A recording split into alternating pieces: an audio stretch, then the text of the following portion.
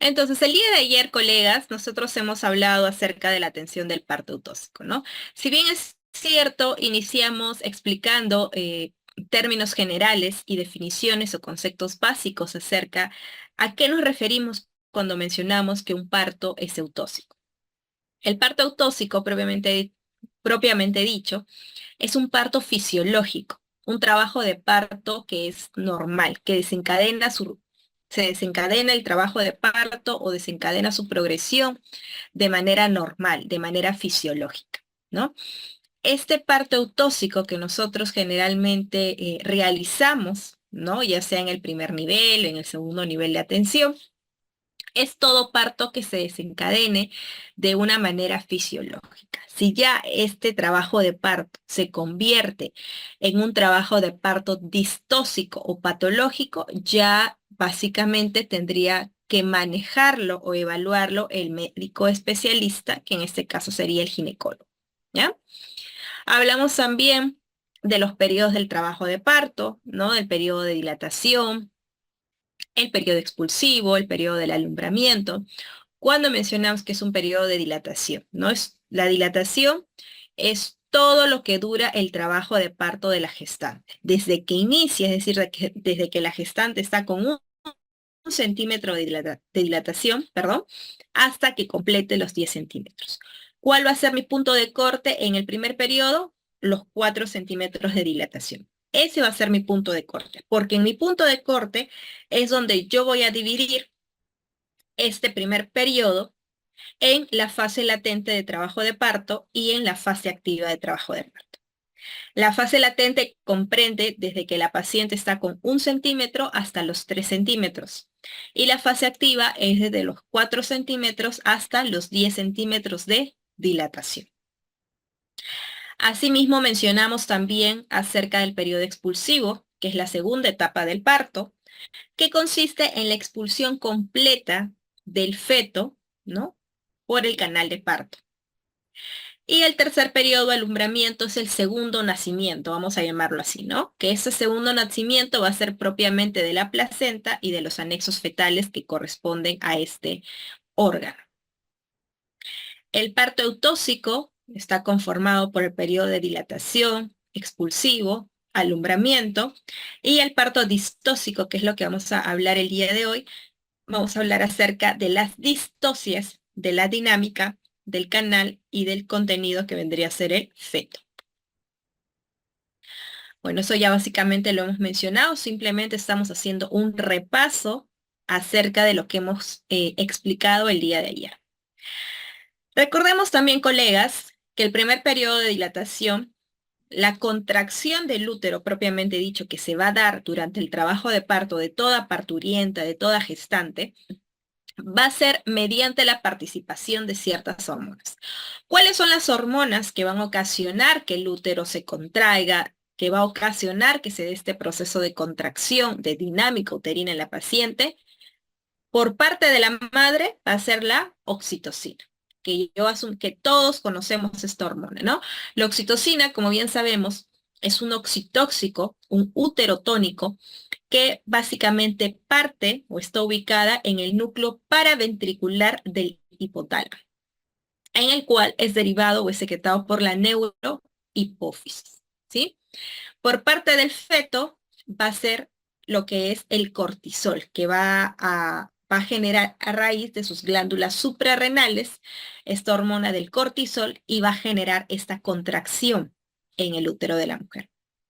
Las catecolaminas también tienen una participación fundamental, sobre todo las catecolaminas de receptores alfa, son las que también van a ocasionar o van a participar en este proceso de la contractibilidad uterina.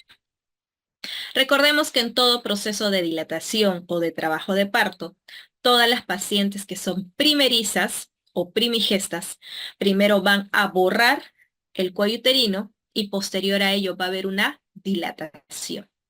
Y en el caso de las multíparas es a la vez, ¿no? De forma paralela. Borran y dilatan a la vez.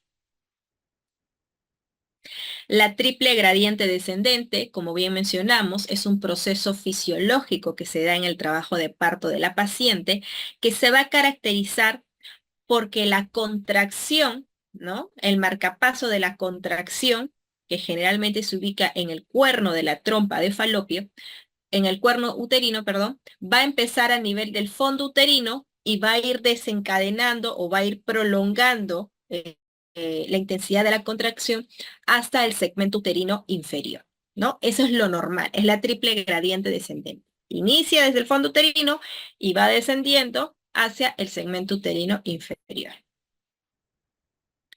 Hablamos también de la fase prodrómica, ¿no? O el o pródromos de trabajo de parto, que también lo conocemos con esa terminología. ¿A qué nos referimos con la fase prodrómica? Es toda presencia de contracciones uterinas, pero que se presentan de manera irregular, que no tienen una buena intensidad, no hay una buena duración, no hay una buena frecuencia. ¿Cómo se conoce este tipo de características? A las contracciones de Braxton Hicks, ¿verdad? Que no son contracciones que no son verdaderas. ¿Son perceptibles por la madre? Sí, pero no son contracciones verdaderas. Asimismo, dentro de la fase prodrómica también encontramos la expulsión del tapón mucoso, ¿no? La expulsión del tapón mucoso, si bien es cierto, es un signo de esta fase, pero no es indicativo de que ya el trabajo de parto verdadero vaya a iniciar de manera inmediata. Puede eso tardar horas o hasta días en cada paciente. El descenso del fondo uterino es una característica también a mencionar en esta fase prodrómica, ¿no? Porque como bien sabemos, va a ir descendiendo el producto, ¿no? Que en este caso es el feto, porque se está acomodando al estrecho superior, y la altura uterina va a ir descendiendo. Va a haber un descenso del fondo uterino, que esto sería un indicativo que está habiendo ya un encajamiento del producto en la pelvis materna. En el caso de las primigestas puede ocurrir hasta 2 semanas antes del parto y en el caso de las multíparas puede ocurrir al inicio del trabajo de parto, ¿no? Y cuando sucede ese tipo de situación, ¿no? Que es el descenso del fondo uterino, la paciente les va a referir, ¿no? Licenciada, obstetra, no sé, ¿no? Sí, tengo mucha dificultad para respirar, ¿no? Me cuesta respirar, parece como que hubiera corrido, me siento que me falta el aire, ¿no? O presencia de polaquiuria, te va a mencionar la paciente que tiene esa sensación como que algo se va a salir o como que algo le presiona en la parte baja del abdomen, ¿no? Entonces son signos, son señales más que todo que la paciente refiere cuando ya se está presentando este tipo de suceso. El inicio del parto va a ser toda actividad uterina regular con 2 a 3 contracciones uterinas de una intensidad moderada. Y la dilatación de 3 a 4 centímetros se va a encontrar de manera centralizada el cuello uterino y semiborrado, ¿no? Hablamos de la dilatación, cómo debemos calcular con nuestros dedos de la mano la dilatación, de qué manera debemos colocar nuestros dedos, ¿no? Para poder calcular de una manera efectiva cuánto de dilatación tiene mi paciente. Mencionamos también estos cuadros, ¿no? Que justamente nos muestran los valores normales en el trabajo de parto y los valores anormales o patológicos en el trabajo de parto. Por ejemplo, en el caso de las pacientes, de las gestantes, cuando están en fase activa, lo normal es que dure hasta 14 horas, perdón, toda la fase activa del trabajo de parto de una paciente multípara. Y lo que no es normal, ¿no? Entonces tiene que ser más de 14 horas, ¿no? Si dura más de 14 horas, estamos hablando de un trabajo de parto distóxico, un trabajo de parto que no está evolucionando de manera fisiológica, de manera normal. Igual, la detención del descenso del trabajo de parto, ¿no? Por ejemplo, en el caso de una nulípara que sea menor a 1 centímetro por hora, el descenso de la cabeza fetal es algo que es distóxico, que es patológico.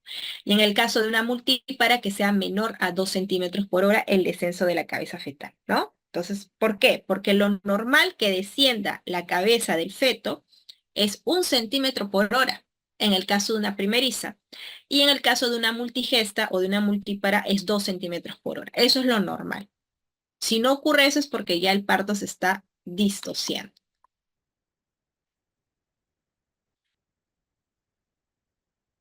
Hablamos también acerca, bueno, de la triple gradiente descendente, de la rotura de membranas, ¿no? Cuándo se debe realizar la rotura artificial de membranas o el RAM, ¿no? La rotura artificial de membranas, como bien sabemos, no es algo que se debe hacer en cualquier momento, ¿no? Hay que tener criterio para poder realizarlo, para que de esta manera se prevenga lo que es un prolapso de cordón. Cuando la paciente está con una dilatación ya avanzada, estamos hablando ya de 8 o hasta 9 centímetros de dilatación, podríamos realizar la rotura artificial de membranas, ¿no? Pero antes hay riesgo y hay una posibilidad de que pueda presentarse un prolapso de cordón. Dentro de la fase activa del trabajo de parto, según Friedman, ¿no? Menciona o nos explica acerca de la fase de aceleración, la fase de declive máximo y la fase de desaceleración, ¿no? En el cual tanto la fase de aceleración como la fase de declive máximo es donde van a progresar con más velocidad, a comparación de la fase de desaceleración, que es donde la dilatación se va a poner mucho más lenta, va a ser una fase bastante breve y se va a producir antes de que se complete la dilatación respectiva. Un periodo de dilatación anormal, ¿no? Como bien mencionamos según los cuadros anteriores, es cuando se da una fase latente más de 20 horas en nulíparas y más de 14 horas en multíparas. O que la dilatación cervical no avance en un periodo de 2 horas, ¿no? Durante la fase activa. Mencionamos a ambos autores que son bastante conocidos como Braxton Hicks y Samuel Christeller, ¿no? Que dieron un gran aporte a la sociedad de obstetricia con el tema de las contracciones uterinas y las características de cada una de ellas, que son la presión basal, la intensidad, la frecuencia y la duración. Eso ya mencionamos. Hablamos del periodo expulsivo, acerca de los movimientos cardinales que realiza el feto para poder eh, dar lo que es el periodo expulsivo, la expulsión total del producto mediante el canal vaginal, en donde mencionamos todos los movimientos cardinales que realiza, ¿no? O todos los mecanismos de la tensión de parto. Dentro del mecanismo del trabajo de parto, hablamos sobre la situación del feto, que es la relación entre el eje longitudinal del feto respecto al eje longitudinal de la madre, de la presentación fetal, la presentación que como bien conocemos es la presentación cefálica y la presentación podálica, de la posición izquierdo-derecha que torna el feto, ¿no? Al momento de acomodarse al estrecho superior, y la actitud fetal que toma en las últimas semanas del embarazo. Y aquí justamente vamos a detenernos un momento porque este es uno de de las partes que en realidad quedó inconclusa el día de ayer en relación a la variedad de presentación, ¿sí? Si bien es cierto, la variedad de presentación, como bien mencioné, es parte de la evaluación obstétrica, que nosotros identificamos la variedad de presentación en el tacto vaginal, ¿no? En el tacto vaginal nosotros evaluamos la dilatación, las características del cérvix, en qué posición está, cuál es la consistencia del cuello uterino, si está borrado, incorporado, ¿no? Y asimismo también evaluamos la altura de presentación y la variedad de presentación.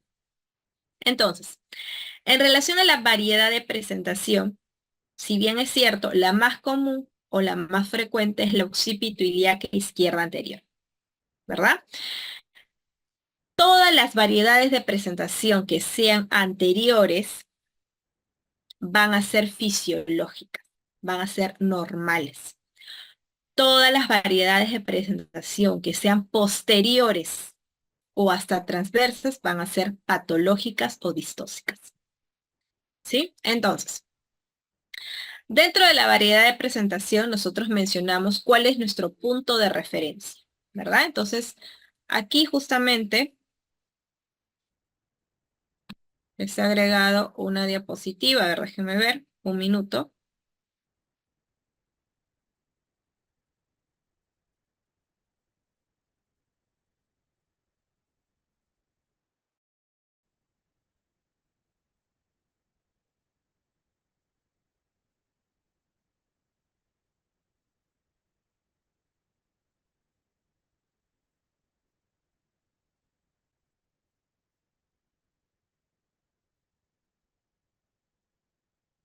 Acá está. A ver, vamos a agrandarlo. Ya. Esta es la cabeza fetal o el cráneo normal del recién nacido. Entonces, vamos a dividir las fontanelas que nos presenta el cráneo de un feto, ¿no? Como bien sabemos, esta fontanela romboidal, ¿no? Que tiene forma de rombo, va a ser la fontanela anterior. Esta va a ser la sutura sagital, que va a dividir ambas fontanelas, tanto la fontanela anterior como la fontanela posterior. La fontanela posterior es la que se va a caracterizar porque tiene forma de triángulo, ¿sí? Acá está la sutura landoidea, el hueso occipital, ¿no? Que es el que está en la parte posterior del cráneo, los huesos parietales, estos son los huesos parietales. Esta va a ser la sutura coronaria, que va a partir a la fontanela anterior, la sutura metópica, que inicia desde la cara anterior del cráneo hasta la altura de la fontanela anterior, y el hueso frontal, hueso parietal, hueso occipital. Y esta es la sutura sagital, ¿sí? Entonces, nosotros justamente el día de ayer estábamos mencionando, ¿no? A partir de que, si yo voy a guiarme para poder decir en qué variedad de presentación está el feto, si me voy a guiar de la fontanela anterior o me voy a guiar de la fontanela posterior, ¿no? Algunos me dijeron de la fontanela anterior, otros mencionaron fontanela posterior y como que estábamos en esa disyuntiva, ¿no? De no estar totalmente seguros. Entonces, la que va a determinar en este caso para poder saber la variedad de presentación del feto es la fontanela posterior, ¿ya? La fontanela posterior. Entonces, de acuerdo a esa información, vamos a regresar a los ejemplos del día de ayer para que ustedes mismos puedan verlos y ser más entendibles. ¿Ya? Entonces acá, este es el occipito anterior, occipito posterior. Acá vemos, vamos a ubicarnos eh, de manera imaginaria, vamos a ponerlo así, ¿ya? Ese es el canal, la pelvis ósea de la paciente, ¿no? En esta parte de acá que estoy señalando con el cursor, es la sínfisis púbica, y en la parte posterior está el sacro, en donde se distribuye la primera vértebra sacra, que es el promontorio, ¿sí? De la misma manera acá, esta es la pelvis ósea, esta es la entrada, que vendría a ser la sínfisis púbica, y en la parte posterior vendría a ser lo que es el sacro. Como bien mencionamos, en lo que es la posición, si es izquierda o derecha, es en relación a la paciente, no en relación al examinador. Si yo me ubico acá, obviamente yo voy a decir que esta es mi izquierda, ¿no? Y de la misma manera, este lado va a ser mi derecho. Pero como no es en relación al examinador, sino de la paciente, entonces esta va a ser la derecha de la paciente y esta va a ser la izquierda de la paciente. De la misma manera, la derecha de la paciente, la izquierda de la paciente. ¿Correcto? Ahora, en relación a las fontanelas, acá está la sutura parietal, la sutura sagital, perdón, los parietales, y acá nosotros vemos la fontanela anterior o la característica que tiene de un rombo, y la fontanela posterior o la característica que tiene de forma de un triángulo. Entonces, ¿cuál es la que va a demandar para poder determinar la variedad de presentación? La fontanela posterior, que es esta de acá. Esta de acá. ¿Ya? Entonces, de acuerdo a ese dato, ¿cuál sería la variedad de presentación de esta primera imagen? Vamos a ubicarnos primero en relación a lo que es el occipito ilíaca, ¿no? Ya es occipito ilíaca, todos estamos de acuerdo, es occipito ilíaca. Primero saber si es izquierda o es derecha. Si decimos que esta es la derecha de la paciente y esta es la izquierda de la paciente, no del examinador, sino de la paciente, esta vendría a ser la izquierda de la paciente y esta es la derecha, entonces sería occipito ilíaca izquierda. Hasta ahí nos quedamos. Ahora quiero saber si es anterior o es posterior. Como estamos mencionando, esta es la sínfisis púbica y ese es el sacro donde está el promontorio específicamente.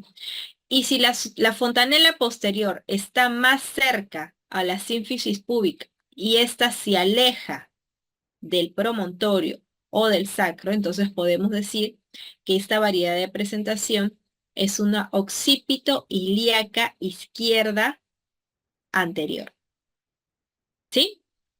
Segundo ejemplo, nuevamente aquí, nos ubicamos. Esta es la parte derecha de la paciente, esta es la parte izquierda de la paciente, acá está a nivel de la sínfisis del pubis, que es la entrada, y la parte del sacro, que es la parte posterior.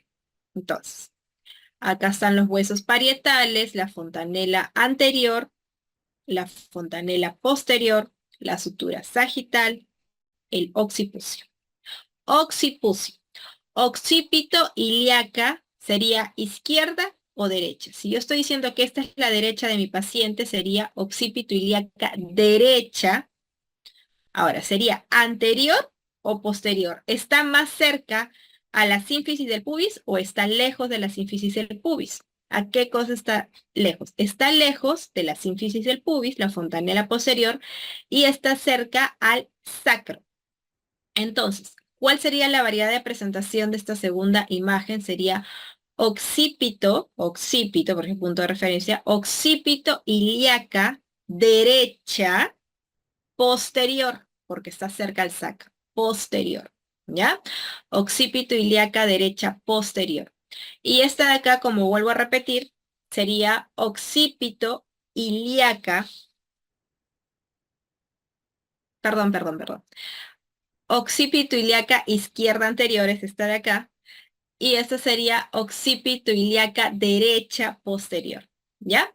Entonces, de esa manera estamos determinando la variedad de presentación del producto o del canal o del feto, ¿ya? Entonces, vamos a poner acá otros ejemplos. Por ejemplo, los de acá. A ver, vamos a subir acá.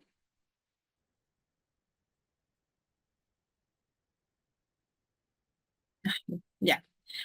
Aquí, a ver, acá hay 1, 2, 3, 4, 5, 6, 7, 8. A ver.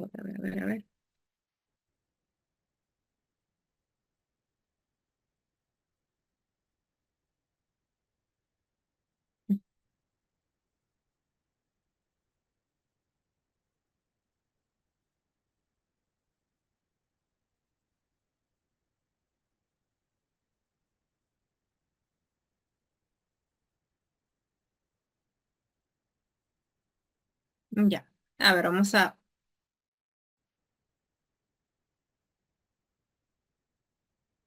mm, mm, mm, mm.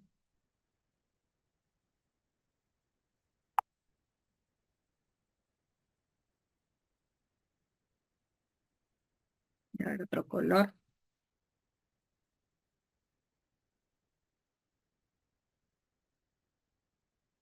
Ay, no.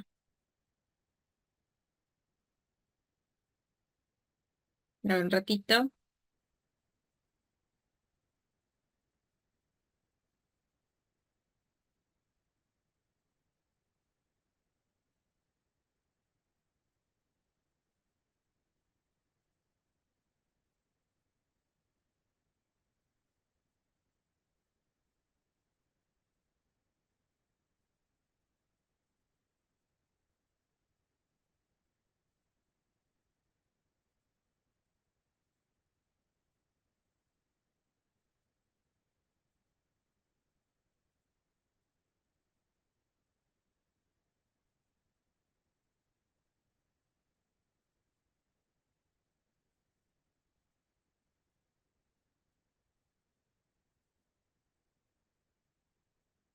Ya. Ok. A ver. Ahora ustedes van a participar. ¿Ya? Vamos a empezar. A ver, de acuerdo a la primera imagen, vamos a aumentar el...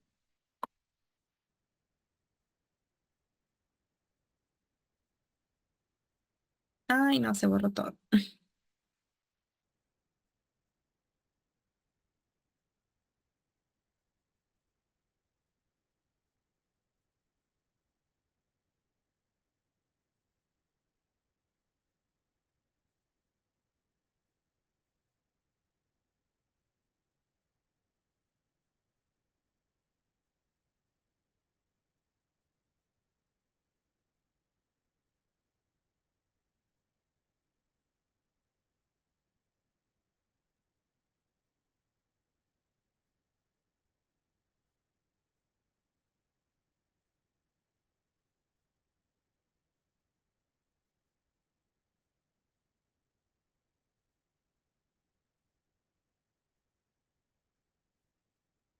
Ya, vamos a hacer con estos de aquí. Ya. A ver.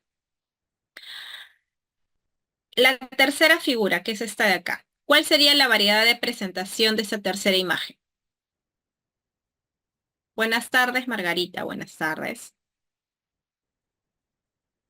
Ya. A ver, ¿cuál sería? Pueden escribir por el chat de la tercera figura. Yo los voy leyendo. A ver, ponen occipito ilíaca izquierda posterior. Occipito ilíaca, occipito ilíaca izquierda anterior, posterior. A ver, voy a ir anotando, ¿ya? Según lo que ustedes me van diciendo. Occipito ilíaca izquierda posterior, anterior.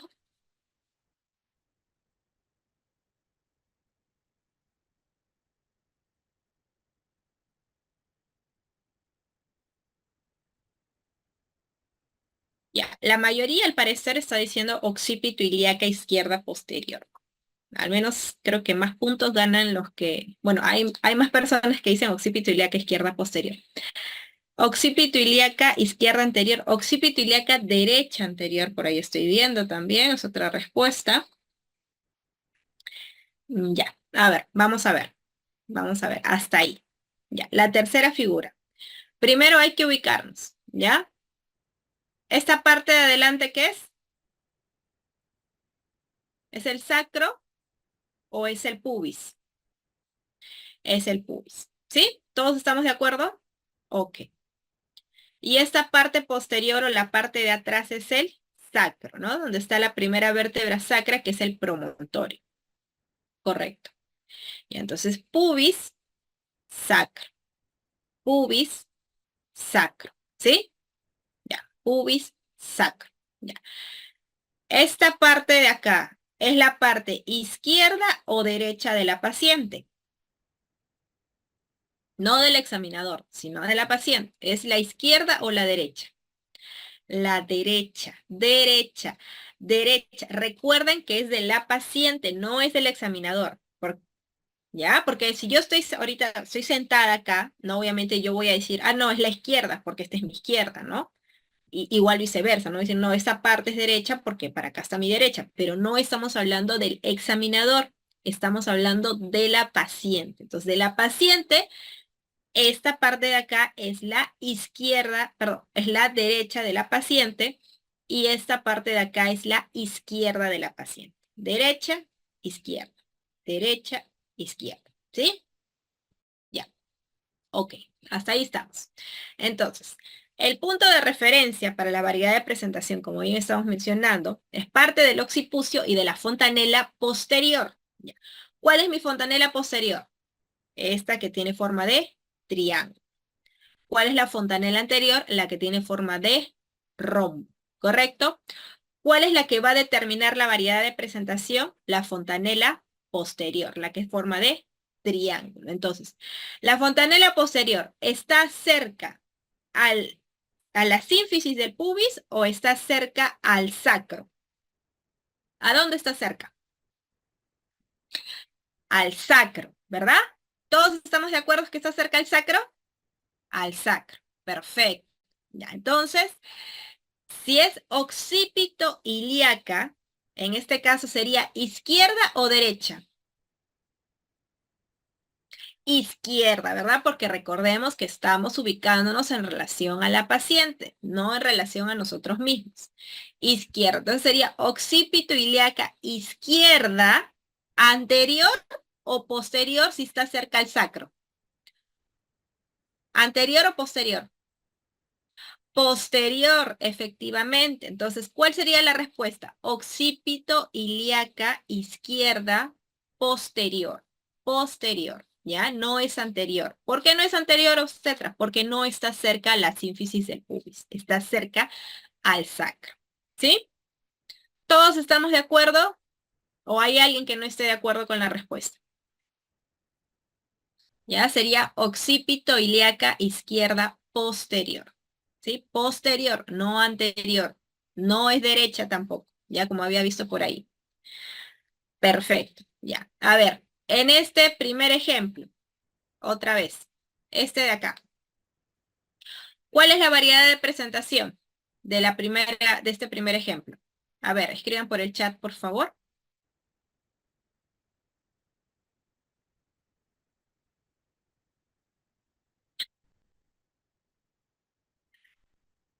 ¿Cuál es la variedad de presentación? A ver, los voy a leer.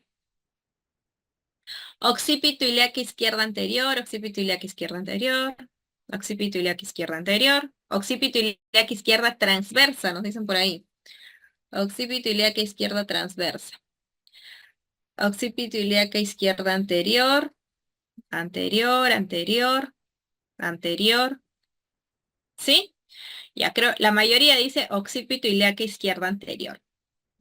Ya. Por ahí vi un occipito ilíaca izquierda transversa que alguien escribió. A ver, vamos a comprobar cuál es la respuesta. ¿Sí? A ver, nuevamente, sínfisis del pubis, sacro. ¿Sí? Ok. Parte derecha de la paciente, parte izquierda de la paciente. Fontanela anterior, fontanela posterior. Primero está en occipito ilíaca, izquierda o derecha. ¿Para dónde está? Está para este lado. Entonces, para este lado, ¿es la izquierda o es la derecha de la paciente? Es la izquierda, ¿verdad? Es la izquierda. Entonces sería occipito ilíaca izquierda, anterior o posterior. ¿Está cerca a la sínfisis del pubis o está cerca al promontorio, que es el sacro? Está cerca a la sínfisis del pubis. Entonces sería anterior. ¿Cuál sería la respuesta? Occipito ilíaca izquierda anterior. ¿Sí? ¿Estamos de acuerdo? Occipito ilíaca izquierda anterior. No es transversa. Entonces, ¿cuándo es transversa obstetra? ¿No? ¿Cuándo es transversa? Por ejemplo, acá hay una transversa. Esta es una transversa. ¿Ya? ¿Por qué? Porque básicamente la sutura sagital no está de manera perpendicular, no está de manera longitudinal, está transversa, tal como se está mostrando aquí en esta imagen. Entonces, acá, ¿cuál sería la respuesta? Sería occipito ilíaca, derecha o izquierda. ¿Para dónde está la fontanela posterior? Está para acá. Entonces, si está para acá, esta es la derecha de mi paciente, ¿verdad? Entonces sería occipito ilíaca derecha transversa, transversa, ¿ya? Ahí es transversa, ¿ya? Occipito ilíaca derecha transversa, ¿sí? Y si la fontanela posterior estuviera acá, entonces sería occipito ilíaca izquierda transversa. ¿Correcto? ¿Sí? ¿Todos estamos? ¿O hay alguien que se perdió por ahí? ¿Está claro, colegas, la variedad de presentación? Perfecto. Me da mucho gusto que ahora sí estemos todos de acuerdo. Ya, muy bien. Entonces, ya, un último ejemplo. Ya, un último ejemplo. A ver. Ya, esta de acá, la cuarta figura. A ver, ¿cuál es la variedad de presentación?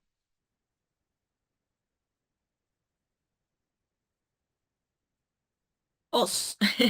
Occipito sacro, supongo que querrás decir, Karina. Os. Ya, occipito sacro.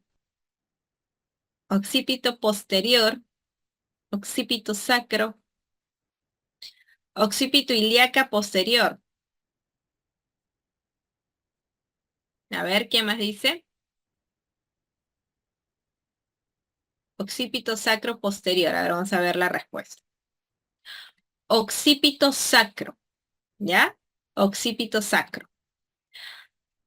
¿Para dónde está el sacro acá? Acá está el sacro. No es anterior ni posterior porque no está de manera como estamos viendo acá. No está ubicada la cabeza de esta manera. Está así longitudinal. Entonces, o bien es anterior o bien es posterior. ¿no? Pero cuando es así, está cerca a lo que es el sacro, la fontanela posterior. Acá está la fontanela posterior. Y si está cerca al sacro, es occipito sacro. Occipito sacro. ¿Ya? Muy bien a las que dijeron occipito sacro. Muy bien, entonces yo creo, bueno, estoy totalmente segura de que ya este tema de la variedad de presentación ha quedado bastante claro para todos ustedes, ¿sí? Recuerden que cuando realizan la variedad de presentación o el tacto vaginal, colegas, ¿no? Lo que ustedes tienen que hacer, ingresen sin miedo, ¿ya? Muchas veces tienen miedo, dicen no quieren ingresar más sus dedos, ¿no? Por temor, no tengan miedo, ya no tengan miedo. Ustedes tienen que examinar bien, ¿no? Obviamente sean los más cuidadosos y delicados posibles, tampoco sean tan toscos, porque eso genera malestar e incomodidad a la paciente, ¿ya? Entonces, ingresa, ¿no? Todo lo que puedan y tienen que ubicar su fontanela. Tienen que ubicar la fontanela para de esta manera poder determinar la variedad de presentación. Una vez que ustedes se ubican la fontanela posterior, van a poder saber cuál es la variedad de presentación. Si es izquierda, si es derecha, si es anterior, si es posterior, si es transversa, si es sacra, van a poder determinarlo. ¿Ya? Entonces, pero tienen que evaluar bien. ¿Ya? Tienen que evaluar bien. Muy bien. Seguimos. Entonces vamos a salir de aquí para poder ya continuar con el tema del día de hoy. A ver, vamos a borrar esto.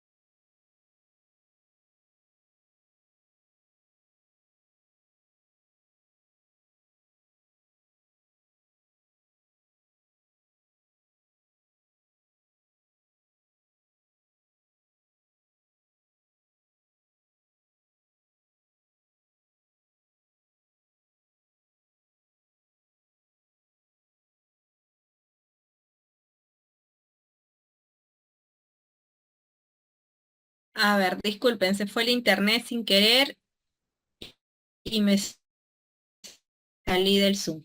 Voy a volver a compartir las diapositivas.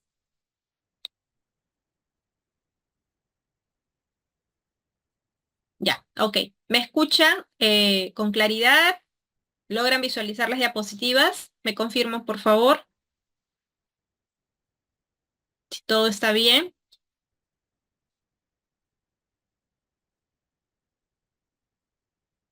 Sí, ya, perfecto. Muy bien, les estaba preguntando ¿en qué consiste la primera maniobra de Leopold? A ver, para que se despierten si es que alguien por ahí está durmiendo. ¿Qué evaluamos en la primera maniobra? Ya sabemos que son 4 maniobras, ¿ya? ¿Qué evalúa la primera maniobra?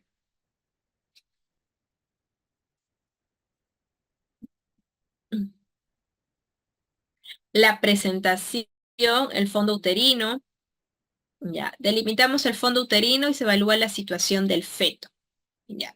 ¿Qué evaluamos en el fondo uterino? Me dicen fondo uterino, pero ¿qué evaluamos en la primera maniobra? ¿Qué evalúas? La situación, la presentación, la posición, la altura de presentación. ¿Qué evalúas en la primera maniobra? La presentación. ¿Qué polo cefálico es el que se presenta? ¿Sí? A ver, vamos a ver.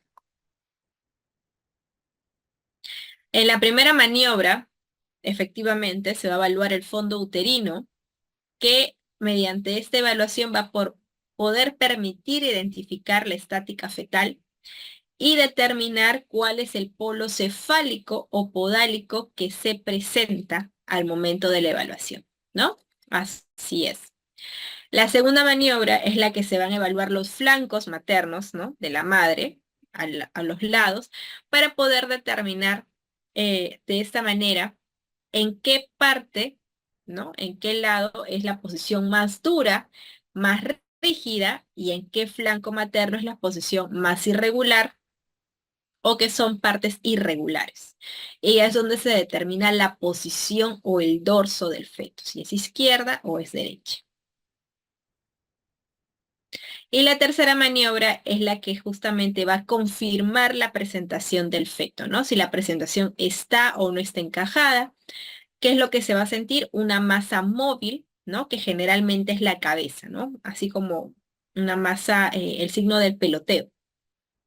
Y la cuarta maniobra ayuda a determinar el grado del descenso fetal. Entonces, esta cuarta maniobra se va a realizar con el examinador, ya que se va a colocar frente a los pies de la paciente y los dedos de ambas manos se colocan en los lados que ejerce, en los lados de la parte de la presentación. Se ejerce una presión en dirección al eje de la entrada de la pelvis para poder determinar el grado del descenso fetal. ¿Ya? Muy bien. Y para concluir este resumen, vamos a explicar de manera bastante breve lo que es el periodo del alumbramiento, ¿no? Como bien sabemos, el alumbramiento es el nacimiento de la placenta o es el segundo nacimiento, que en realidad es el más temido, ¿no? Porque es en este periodo de alumbramiento donde se presentan las mayor complicaciones obstétricas, las hemorragias postparto, como la atonía uterina, la retención placentaria, ¿no? Es por eso que debemos saber en qué momento nosotros poder identificar cuando es una retención de placenta, cuando es un alumbramiento normal. Recordemos que nosotros hacemos un alumbramiento dirigido, ¿no? Porque colocamos oxitocina, estamos dirigiendo el alumbramiento. Y lo normal es que se debe esperar es hasta 10 minutos. Cuando pasa el tiempo estimado, ya estamos diciendo que es un alumbramiento patológico y que posiblemente esté habiendo una retención placentaria. ¿Ya? Entonces, todo esto nosotros hemos visto, como bien sabemos, los dos tipos de alumbramiento que se dan es la modalidad Schultz y la modalidad Duncan, ¿no? En donde se presenta mayor sangrado en la modalidad Duncan. ¿Por qué? Porque no hay, no se forma lo que es el hematoma retroplacentario.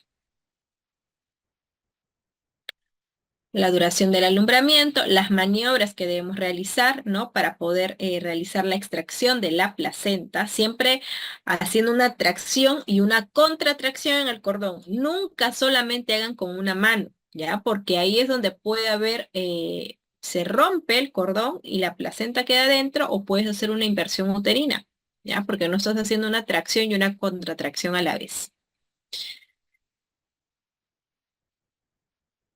Bueno, todo eso ya hemos visto.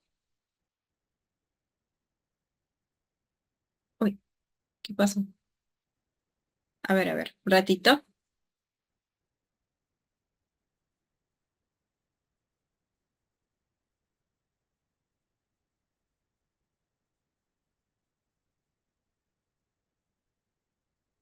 No sé qué pasó.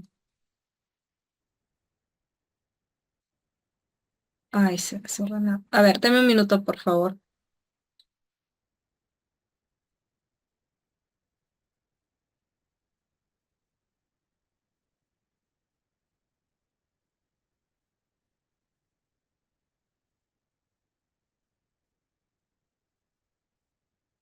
Ya,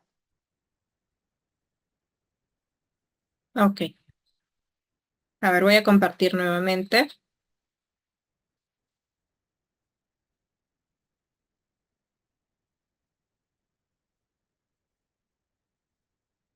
Listo. Ya, entonces como les estaba diciendo, entonces de esta manera ya hemos concluido, ¿no? Esta retroalimentación o este resumen en todo lo referente a la clase que hemos hablado el día de ayer, que es el parto fisiológico, el parto normal. Ahora vamos a pasar de lo normal a lo anormal, a lo patológico. En la atención de parto distóxico, la palabra distosia propiamente dicha, ¿no? Es una, significa que es algo difícil, algo anormal, algo que es patológico, que se caracteriza por un avance lento o anormal del trabajo de parto. Eso significa una distosia. Y que este proceso normal o este avance lento va a tener ciertos obstáculos para que se pueda dar un parto de manera efectiva. En el tema de las distocias, hay distocias de la contractibilidad uterina, hay distocias del canal óseo, hay distocias de la presentación fetal, que justamente este tipo de distocias son los que alteran todo el proceso del trabajo de parto de una gestante. Y que eso justamente lo determinamos ya sea mediante la evaluación obstétrica con el tacto vaginal o mediante lo que es el partograma, ¿no? Como bien indicamos, el partograma es un instrumento en realidad que es de vital importancia para nosotros y que lo manejamos muy bien cada vez que realizamos una atención con nuestras pacientes, porque en el partograma vamos a poder identificar cuando un trabajo de parto no está teniendo una progresión de manera normal, ¿no? Siempre hay que tener el conocimiento de manejar el partograma para poder tener la línea de acción, si está progresando el trabajo de parto dentro de la línea de acción y que no se desvíe hacia la línea de alerta, asimismo cómo está descendiendo la presentación, cómo está avanzando la dilatación de esa paciente. Todas esas son características de este instrumento que es parte de la historia clínica y que es parte del llenado respectivo durante todo trabajo de parto. ¿Sí? Muy bien. En relación a las distocias de la contractibilidad uterina, son disturbios que se presentan o alteraciones o anormalidades de la contracción uterina mediante una fuerza impulsora del útero para producir el pasaje del feto por el canal pelvigenital del parto. ¿Ya? Dentro de la clasificación de las distocias, vamos a tener distocias cuantitativas. Dentro de este grupo de cuantitativas va a estar la disminución de la contractibilidad que se va a clasificar en hipodinamias primitivas y hipodinamias secundarias. En las distocias cualitativas va a ser todo lo contrario, porque va a haber un aumento de la contracción uterina. Y esto se va a caracterizar por presentar una hiperdinamia, una hipertonía, una hiperdinamia secundaria y una contractura.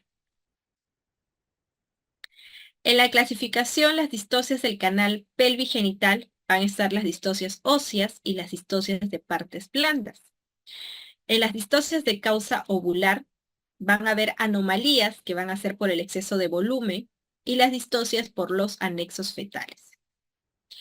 ¿Cuáles son los factores de riesgo que hay que tener presente? Dentro de los factores maternos va a estar lo que es la edad materna avanzada. Toda paciente mayor a 35 años consideramos como edad materna avanzada. Un parto distóxico previo, ¿no? Que la paciente te refiere de que el parto anterior ha presentado complicaciones, ¿no? Tal vez no avanzaba su dilatación, ¿no? Y por eso la tuvieron que referir o terminó en una cesárea, etcétera. Que sea una pelvis no ginecoide, ¿no? ¿Cuál de las 4 pelvis es la pelvis que es patológica y que sí o sí no va a poder dar un parto normal?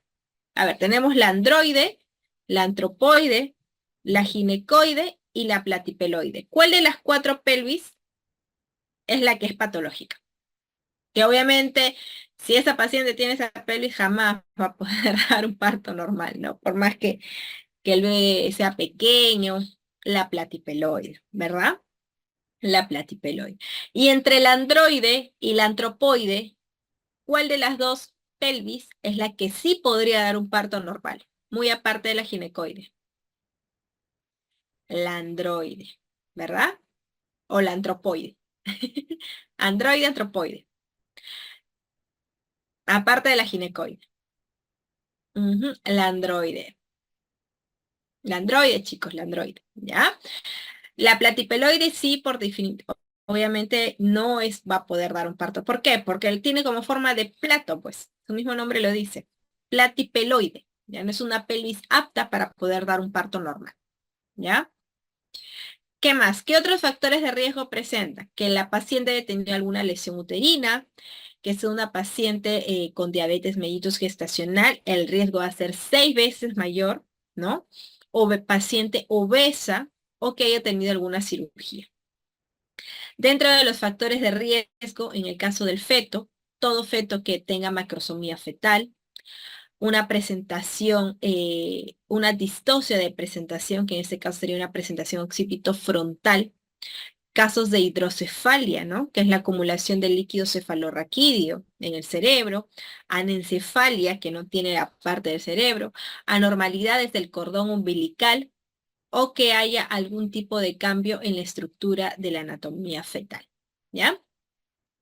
Esos son los factores de riesgo. Dentro de las complicaciones tenemos complicaciones maternas, como la hemorragia posparto, que se va a dar en una mayor incidencia con el 11%. A ver, ¿por qué creen ustedes que una hemorragia posparto se da? Es una de las complicaciones más sobresalientes en los partos distóxicos, porque justamente, ¿qué pasa? ¿Por qué se da una hemorragia posparto? Porque el útero no se contrae, ¿verdad? El útero se relaja. ¿Por qué se da una hemorragia posparto? Porque la paciente entra en un grado de shock hemorrágico por el tema de un trauma del canal de parto, ¿no? Capaz es un bebé macrosómico, hay un trauma del canal de parto, está dentro de la clasificación de la hemorragia. Tal vez hay una retención placentaria, ¿no? La paciente tuvo un trabajo de parto prolongado, o un expulsivo prolongado, la placenta se retuvo, hubieron retención de restos, está dentro de la hemorragia postparto. O esa paciente le estuvieron haciendo una inducción por varias horas, ¿no? ¿Qué va a pasar? Que el útero ha trabajado tanto, ha estado contraído, contraído, contraído, en que llega un momento en que ya el útero se fatiga, se relaja y se da la atonía uterina por el mal uso de los oxitóxicos. ¿Ya? Es por eso que mayor incidencia en el tema de las complicaciones de los trabajos de parto distóxicos son las hemorragias postparto con el 11%. Desgarros de cuarto grado se pueden presentar con el 3,8% de incidencia, laceraciones vaginales con el 19,3%, desgarro cervical con el 2%, atonía vesical y ruptura uterina. Puede suceder. Dentro de las complicaciones fetales tenemos a la parálisis del plexo braquial con el 16,8%, tenemos a las fracturas claviculares, fracturas humerales y daño fetal. Como dije, ¿no? En una, justo en una clase que brindé, muchas veces nosotros como personal de obstetricia, lo que nos preocupa es la mamá, ¿no? La mamá, de que el parto salga bien, de que la mamá esté bien hemodinámicamente, ¿no? Que se dé todo de manera regular, de manera normal. Y muchas veces el bebé, que en realidad también es importante, porque es parte del binomio madre-niño, eh, tal vez no le tomamos tanta importancia, ¿no? Pero en realidad debería ser así, porque mientras el bebé, no solamente es que el bebé nazca vivo y ya, sino que también tiene que tener un buen Apgar al momento del nacimiento. ¿Y qué pasa?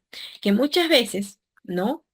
Ya hay diferentes factores que impiden de que el bebé nazca con un buen Apgar. Por ejemplo, fetos que sean macrosómicos, que tal vez esta paciente tenga una presentación de cara, ¿no? O que no hay un buen descenso de la presentación, o que la paciente haya agotamiento materno o agotamiento uterino, y que eso condicione a que el expulsivo sea prolongado, que la paciente no quiera pujar, que la paciente se canse. ¿Y qué va a pasar? El bebé va a sufrir, va a alterar la frecuencia cardíaca del feto, que va a salir al normal, va a salir al final, ¿no? Que en algunos casos pasa, ¿no? Que sale al final, nace el bebé, pero ¿con cuánto de Apgar nace? Con 3 al minuto o con 4 es un feto que prácticamente ha nacido deprimido y que a largo plazo puede tener ciertas secuelas en el sistema nervioso central. ¿Ya? Entonces, ¿cuál es la moraleja? Que obviamente este tipo de situaciones no deben pasar. O sea, no solamente se trata de que la mamá salga bien, sin complicaciones, que esa es la idea, ¿no? Siempre ese es el propósito. Sino de que el recién nacido, muy aparte de nacer vivo, tiene que nacer con un buen Apgar. ¿Ya? Y para eso tenemos que realizar una buena evaluación, tener que tiene que trabajar todo un equipo multidisciplinario, ser un sistema de apoyo para el paciente, ¿no? Y ver en realidad cómo se está desencadenando su trabajo de parto. Si yo ya estoy viendo que la presentación no está descendiendo de manera normal, sea una primeriza o una multípara, ¿no? O qué tal es la variedad de presentación no está rotando de manera fisiológica, ¿no? O que la paciente está agotada, ¿no? Porque hay pacientes en realidad que ingresan y que no comen desde el día anterior, no han comido, no han dormido, no quieren comer. ¿Cómo esa paciente va a pujar? ¿No? A veces también hay que ponernos en el lugar de la paciente, ¿no? Y tratar de tomar estrategias, ver cómo podemos apoyarla, qué podemos hacer para que el parto se pueda dar de manera normal, sin complicaciones, ¿no? Y no hacer Kristeller, no hacer Kristeller, porque a veces el bebé no sale, no baja la presentación, los latidos se van alterando, ¿no? Uno entra en una especie de crisis, se podría decir.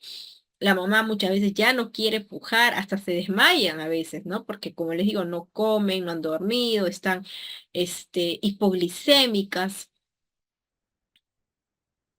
y y a veces recurren a esta maniobra que es la maniobra de Kristeller, que en realidad es, eh,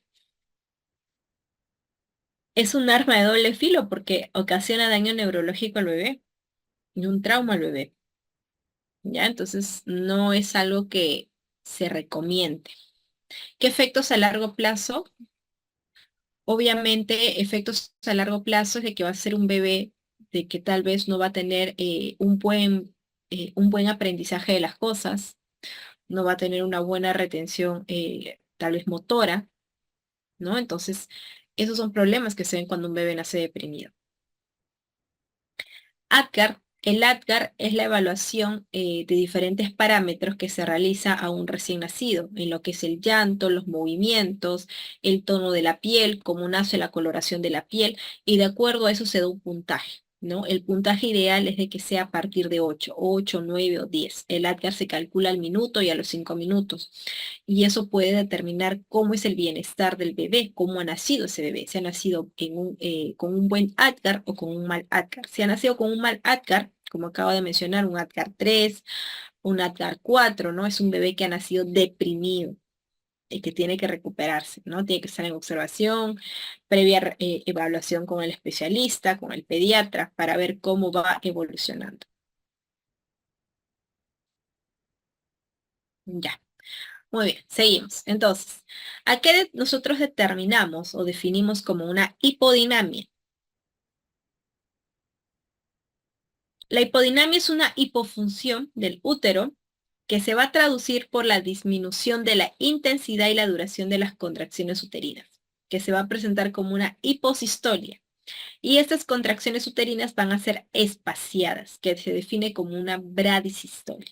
¿Ya? Las contracciones que son de baja intensidad, es decir, que son menor de 20 milímetros de mercurio, con una frecuencia ya sea normal, ¿no? Puede encontrarse disminuida en cualquier momento con una frecuencia de contracciones, de 2 contracciones en un periodo de 10 minutos.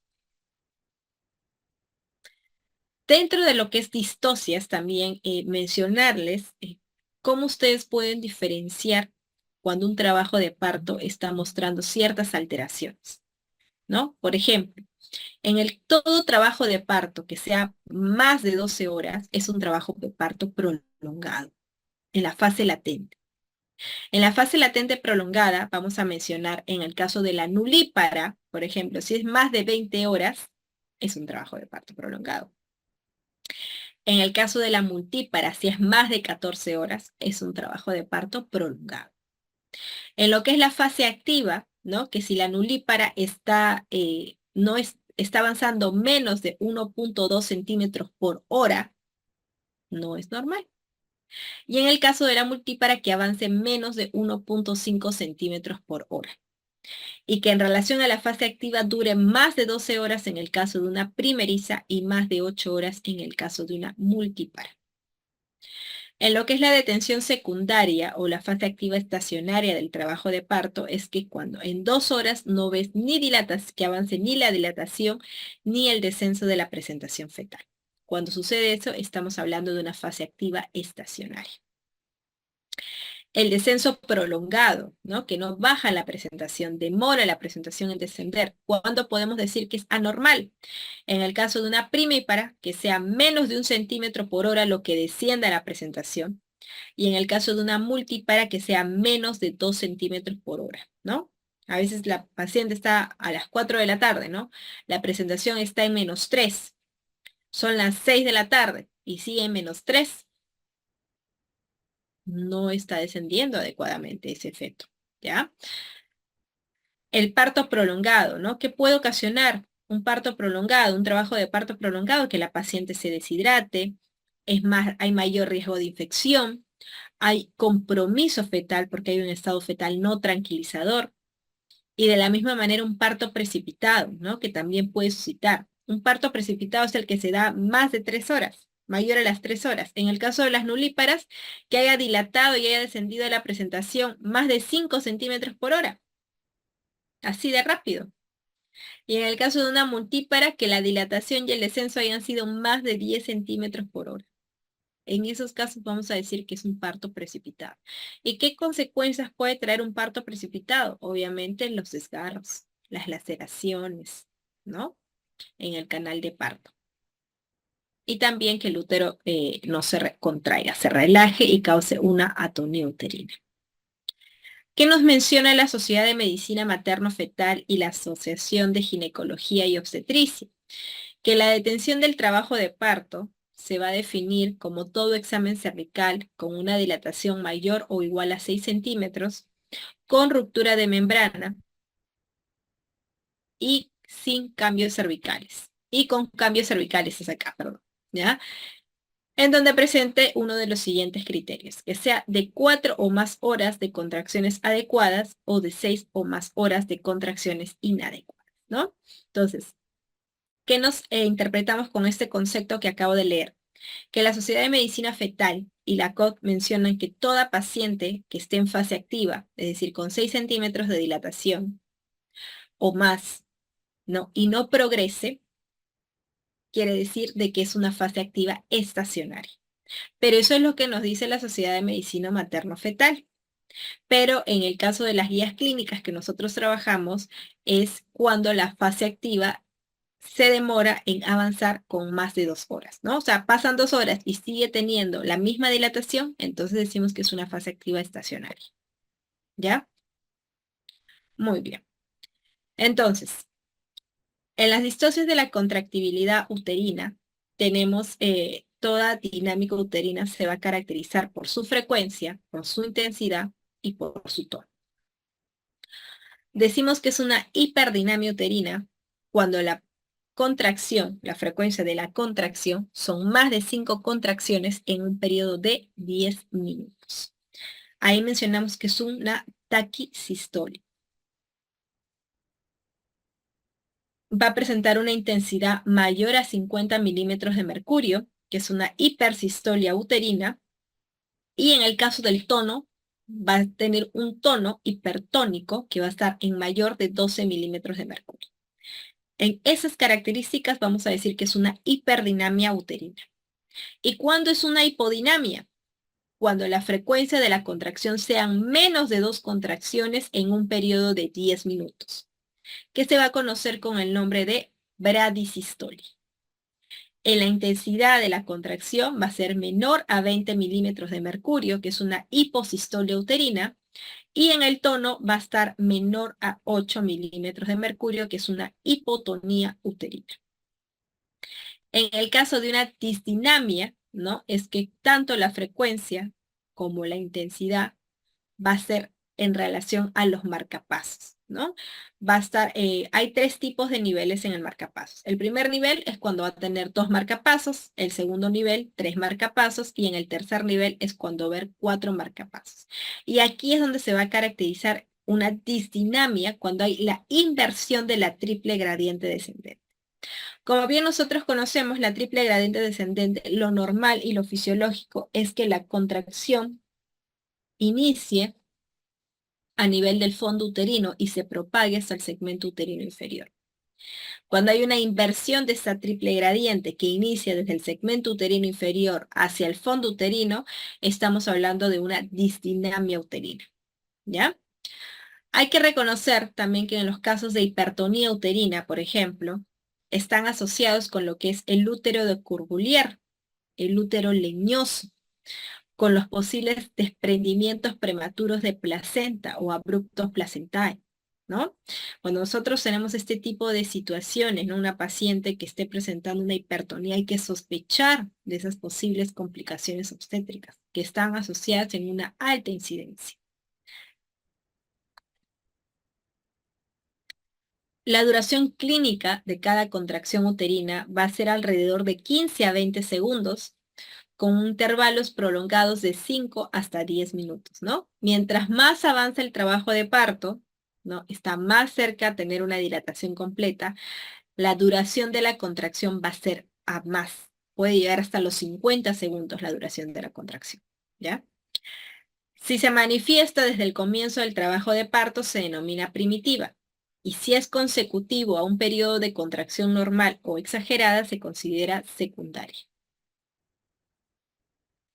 Y vamos a hablar acerca también de lo que es el DCP, ¿no? Porque muchas veces la presentación no desciende, ¿no? Como mencionamos el ejemplo, son las 4 de la tarde, está con -3, son las 6, sigue con -3, son las 7 de la noche, sigue con -3. ¿Qué está pasando? ¿Por qué no me desciende esa presentación? Hay que sospechar de un posible DCP, tal vez no hay no está siendo compatible el diámetro biparietal del feto con el canal del parto, con el estrecho superior. ¿Ya? Entonces, ¿cuál es la mnemotecnia del DCP? Cumple 3 criterios para poder determinar esta mnemotecnia. Primero, que la paciente tenga una dinámica uterina normal, tenga buena frecuencia, tenga 3 contracciones en 10 minutos, tenga una buena duración, tenga una buena intensidad, una dinámica normal, un patrón de dinámica bueno, que la cabeza esté flotante, que no esté encajada en pelvis y que el parto se haya detenido. La dilatación no avanza. Está en 4, sigue en 4, pasa 1 hora, 2 horas, sigue en 4. La dilatación no avanza, cabeza flotante, dinámica uterina normal, la mnemotecnia que puedo sospechar de que este paciente está teniendo una desproporción cefalopélvica, un DCP. ¿Ya?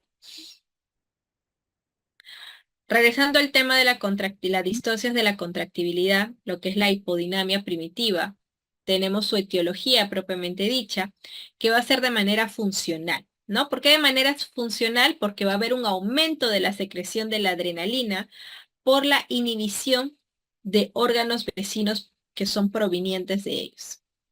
En el diagnóstico se va a diagnosticar por palpación, donde se va a probar o se va a comprobar mediante la palpación la irritabilidad del útero y asimismo también se puede diagnosticar por tacto vaginal. Dentro del tratamiento debe ser administrado con oxitocina en dosis fisiológicas para una infusión endovenosa continua.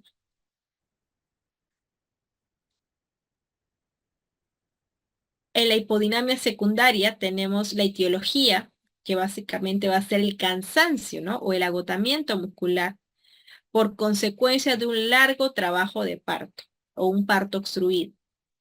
El diagnóstico de la hipodinamia secundaria va a ser el tacto vaginal, que puede ofrecer los elementos requeridos o necesarios para poder establecer un diagnóstico específico. Y el tratamiento, bueno, obviamente terminar el embarazo por la mejor vía, que en este caso podría ser una cesárea. Dentro de la clasificación de las distocias cualitativas tenemos la hiperdinamia, que es la intensidad de las contracciones elevadas, mayor a 50 milímetros de mercurio, que lo consideramos como hipersistolia, que tenga una frecuencia mayor a 5 contracciones en 10 minutos, que se conoce como polisistolia, y como consecuencia de esta policistolia puede elevarse el tono uterino, ¿no? Que vendría a ser una hipertonía uterina. Dentro de la etiología de la hipodinamia primitiva, se va a caracterizar porque va a aparecer al inicio del trabajo de parto. En sí no tiene una etiología exacta, ¿no? Ya que su origen aún se indica que es desconocido porque presenta mayor excitabilidad en los centros nerviosos del útero. La sintomatología principal que va a presentar es el aumento de la intensidad contráctil. La contracción puede ser mayor de 70 segundos, aunque va a aumentar la frecuencia y va a elevar el tono uterino. Y la evolución que va a presentar una paciente con hipodinamia es que se va a dar debido a un parto precipitado, se va a ocasionar desgarros de las partes blandas del canal cervical, puede haber desprendimiento de placenta, hemorragias del alumbramiento, shock y anoxia fetal.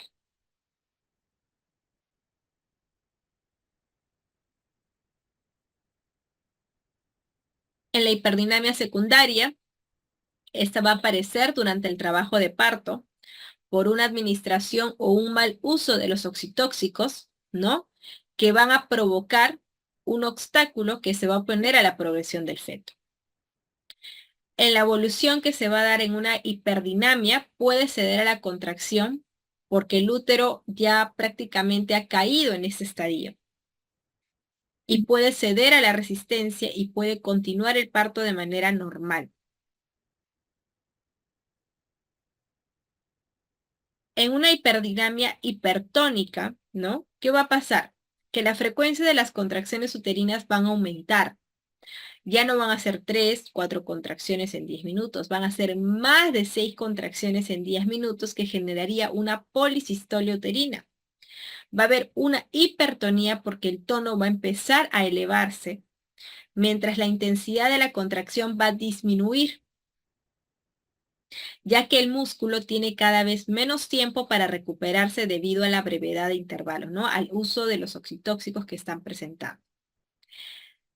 ¿Cómo va a ser la clínica? La paciente va a presentar un dolor exagerado, un dolor continuo percibido en la región hipogástrica y sacra, así como la irritabilidad del útero y la dureza permanente de él. Es decir, no se va a relajar, va a estar contraído en todo momento el útero.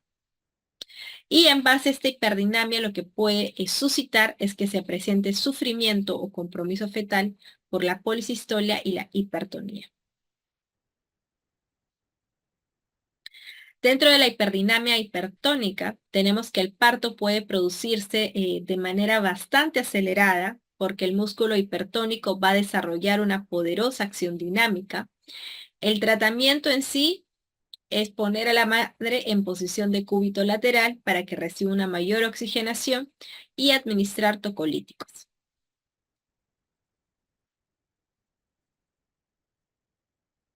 El signo de BAM, ¿no? Este signo de BAM se va a manifestar por una distensión y un estiramiento en el segmento uterino inferior, que va a ser debido a una acción de la contractibilidad del cuerpo uterino. Y esto va a hacer que este anillo se palpe o se sienta a nivel de la proximidad del ombligo. El origen de este signo en realidad va a ser un obstáculo bastante grande y bastante difícil de poder corregir, ya que es una distosia que se presenta de una manera que no es muy frecuente en las pacientes. El signo de Frommel también es un ascenso del anillo de la contracción, ¿no? Que se va a acompañar de un estiramiento exagerado de los ligamentos redondos que se palpan como dos cuerdas laterales tensas y engrosadas. El feto se va a encontrar expuesto a muerte y anoxia también, ¿no? En donde va a existir un peligro inminente para la madre, ya que se puede presentar una ruptura uterina. Dentro del signo de Pinar, ¿qué va a presentar este signo? Va a haber estasis sanguíneas del cuello, va a haber edema, que se va a extender a la región pulvovaginal y va a haber una pequeña pérdida de sangre oculta, que significa un posible DPP. Dentro de la parte de la contractura que está dentro de las distocias cuantitativas, esta es una etapa final, básicamente, que se presenta después de haber manejado el tratamiento y el grado de distocia de la paciente. No va a responder a los uteroinhibidores, tampoco va a responder a los anestésicos, ¿no? Y en este caso, cuando ya no responde a ningún tipo de proceso, se debe realizar una cesárea de emergencia. Dentro de las distocias del canal pelvigenital, son aquellas distocias que se van a dar algún tipo de modificación, ¿no? En relación al tamaño y en relación a la pelvis ósea de la paciente. Por ejemplo, en las modificaciones del tamaño de la pelvis puede estar agrandada, puede ser estrecha en base a la clasificación o el tipo de pelvis que presente la paciente, ¿no? En base a la forma, desde el punto de vista funcional, se puede encontrar una deformación ósea que dificulta la progresión por el canal del parto, ¿no? Por ejemplo, yo tuve una paciente que era primeriza de 18 años de edad, que ya estaba en fase activa de trabajo de parto, ya había completado, pero no descendía la presentación, no podía dar a luz, entonces tenía como un tabique, ¿no? Esa paciente, lo que dificultaba la progresión del parto. Esta paciente obviamente fue referida, al final fue sometida a cesárea, ¿no? No pudo dar un parto normal, porque había una deformación ósea en el canal, en la pelvis ósea o en el canal óseo, lo que no permitía que el bebé pase con normalidad.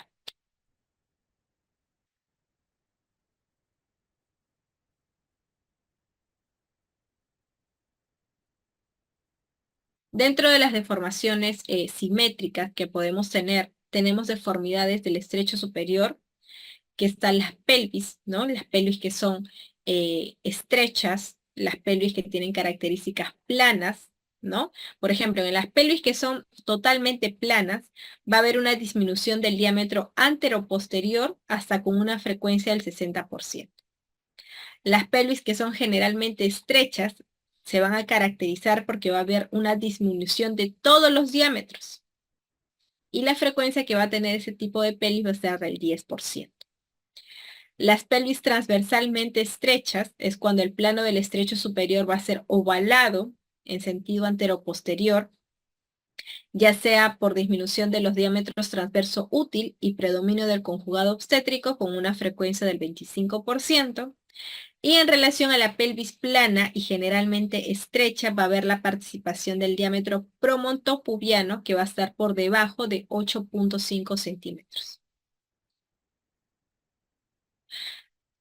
Aquí, por ejemplo, vamos a ver las deformaciones asimétricas, ¿no?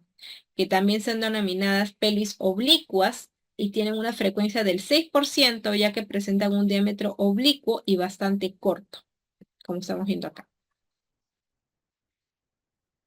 Dentro del diagnóstico, nosotros tenemos que evaluar lo que es la parte de la anamnesis, los antecedentes ginecológicos, la inspección de la pelvis, ¿no? El examen de la pelvis y del canal de parto, hacer una evaluación de la pelvimetría interna y la pelvimetría externa de la paciente. A ver, por ejemplo, les pregunto a ustedes, todos los controles prenatales que realizamos a la gestante, ¿no? ¿Cuándo realizamos el examen de pelvimetría?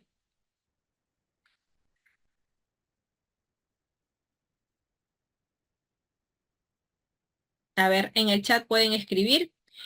¿En qué momento realizamos el examen de pelvimetría?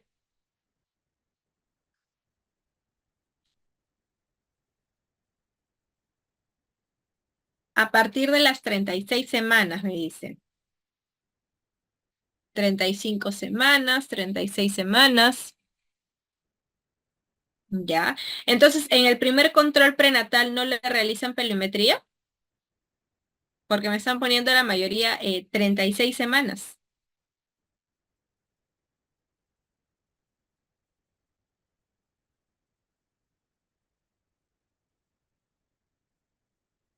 Se realiza en el primer control prenatal, colegas, y también se realiza en el tercer trimestre de gestación, a las 35, 36 semanas, ¿ya?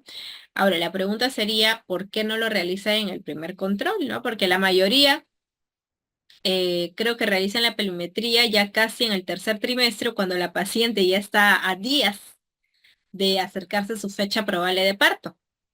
¿Todos realizan la evaluación en el primer control prenatal? La evaluación de la pelvis, no, ¿verdad? Ya, pero es algo que debería realizarse porque justamente en la norma técnica 105 de materno, ahí hay un esquema donde está estipulado, ¿no? Todas las atenciones que nosotros realizamos como el PAP, el paquete de atención integral, la evaluación de la pelvis, y ahí mencionan que en el primer control se tiene que realizar. En sus costumbres, bueno, sí, a veces las pacientes que son de sitios lejanos, ¿no? No quieren ser evaluadas, no solamente en el primer control, sino también en los controles posteriores, ¿no? No quieren que las estén examinando. Y eso lo tienen que realizar ustedes. ¿Qué es lo que evalúan en la pelvis? A ver, ¿cómo saben las características de la pelvis? Aparte de las medidas pélvicas, Ángela, se realiza la evaluación de todo un paquete de atención integral, que justamente eso está estipulado en la normativa, ¿no? Que es la toma de Papá Nicolau, que es la toma de exámenes de laboratorio, la ecografía, las medidas antropométricas, etcétera. ¿Ya? Así es, en Provi. ¿Qué evaluamos en las pelvis? ¿Cuáles son las características de la pelvis? Evaluamos el conjugado diagonal, el conjugado obstétrico, ¿no? Para poder determinar si es estrecha o no es estrecha esta paciente, ¿no? El ángulo subpúbico, las características de las espinas ciáticas, si son prominentes, si son puntiagudas, ¿no? Las paredes de la pelvis, efectivamente. Todo eso nosotros tenemos que evaluar, ¿no? Para poder determinar si esta paciente es estrecha, no es estrecha, es compatible la pelvis con los diámetros de la cabeza fetal también. ¿Ya? Entonces, todo eso tenemos que tener en cuenta al momento de la evaluación. Ya, muy bien. Seguimos. Dentro del pronóstico y tratamiento, ¿no? Que vamos a manejar, va a ser en relación al tamaño del feto, cuánto va a ser el tamaño del feto a término, ¿no? Si es un bebé grande o es un bebé con RCU, tal vez. ¿Cuáles son las dimensiones de la pelvis, que justo les acabo de explicar? Y si en caso de presentar alguna distosia que se compruebe que esta paciente es estrecha, o que pueda presentar una desproporción, ¿no? Cefalopélvica. La distosia cervical se va a distribuir de manera funcional y se va a distribuir por alteraciones anatómicas que pueden haber en el cérvix, como aglutinación del cuello, edema de cuello, obstáculos vaginoperineales, ¿no? Como los tabiques, que se pueden presentar en ese tipo de distosias. Las distocias de causa ovular es cuando el huevo va a estar constituido por dos elementos, que va a ser el feto y los anexos. Esta distosia en realidad es poco frecuente, capaz es la primera vez que la escucho, ¿no? El feto va a poder perturbar en el parto en relación a las situaciones anómalas o presentaciones anómalas y va a haber un exceso del volumen fetal como anormalidades de los anexos. Dentro de las anomalías fetales tenemos las anomalías del desarrollo. Por ejemplo, acá vemos un feto macrosómico y un bebé con RCU. ¿Ya? Eh, Serafina, una consulta se realiza en primer control en cualquier momento de la edad gestacional o hay una semana exacta. ¿A qué te refieres, Serafina? ¿A la pelvimetría? ¿O a qué edad se realiza o en qué tiempo de embarazo se realiza el? Sí, la pelvimetría no tiene que ser una edad gestacional exacta. Así la paciente tenga 8 semanas, en el primer control le puedes hacer pelvimetría. Los diámetros de la pelvis no van a cambiar. La anatomía de la pelvis de la paciente va a ser la misma a cuando empieza su gestación o cuando termina la gestación. No va a crecer el conjugado diagonal, ¿no? Ni las espinas ciáticas se van a modificar en el transcurso del embarazo, van a seguir siendo igual. Lo que sí tienes que volver a realizar, o sea, realizas una pelvimetría al inicio, ¿no? Y una pelimetría en el tercer trimestre, porque justamente en el tercer trimestre vas a ver la compatibilidad que tiene con el diámetro biparietal del feto, ¿no? Si es una pelvis que está, que es compatible y que pueda pasar el bebé, ¿no? De acuerdo a las medidas que tiene, sin ningún tipo de problema o inconveniente. Ujú. ¿Ya? Muy bien. Entonces acá tenemos un caso, por ejemplo. ¿no? Esta foto que es de un bebé macrosómico y un bebé con RCIO, ¿no? Un bebé es más grande que el otro, con restricción de crecimiento intrauterino.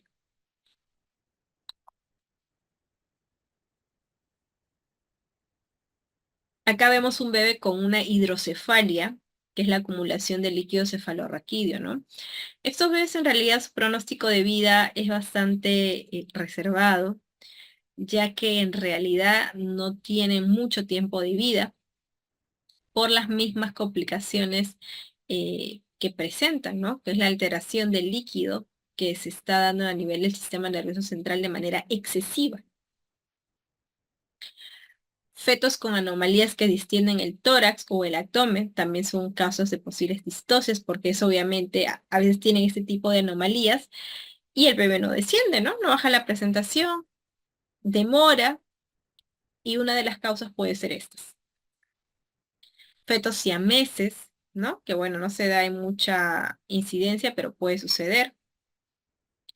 Y ahora vamos a ver en relación a lo que son las anomalías de la presentación, ¿ya? Dentro de las anomalías de la presentación tenemos las presentaciones de cara, de frente y de Bregman, ¿ya? ¿Cuál es la presentación fisiológica normal? A ver, ¿cuál es la normal? La que es fisiológica.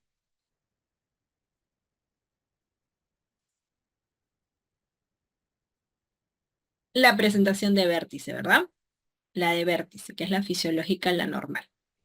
La presentación de cara, la presentación de frente, ¿no? Son obviamente presentaciones distóxicas o patológicas.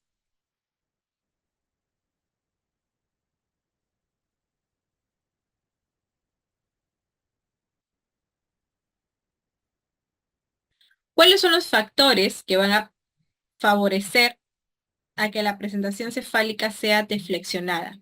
Sí. A ver, un ratito, por favor.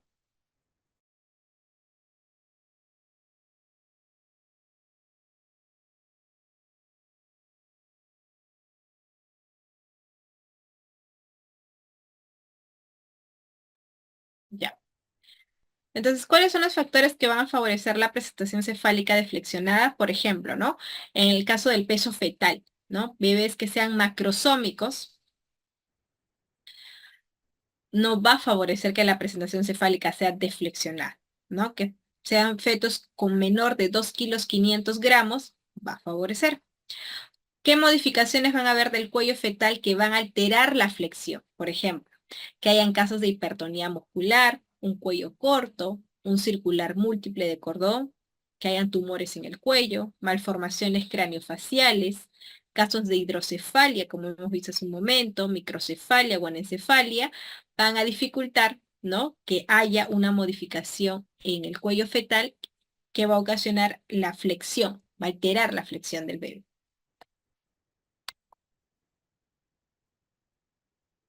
Dentro de lo que es una presentación de cara, por ejemplo, se va a presentar lo que es el diámetro submentobregmático, ¿sí? Dentro del diámetro submentobregmático, en un parto vaginal, ¿no?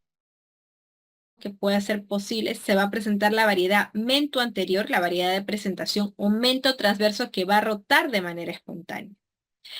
Ese tipo de presentación puede hacer que nos confundamos pensando que es una presentación podálica. Y cuando nace un bebé por parto vaginal, va a haber un gran edema facial, ¿no? El feto va a estar equimótico, ¿no? Que este tipo de edema se va a resolver en el transcurso de 24 a 48 horas postparto. Tiene una incidencia en la presentación de cara cuando se da en un parto vaginal entre el 60 al 80% de los casos, ¿no? Y acá podemos ver en la figura, ve cómo es la presentación de cara, la variedad de presentación que presenta es la mento anterior y luego la variedad de presentación mento posterior, ¿no? Es así como va descendiendo en el canal vaginal.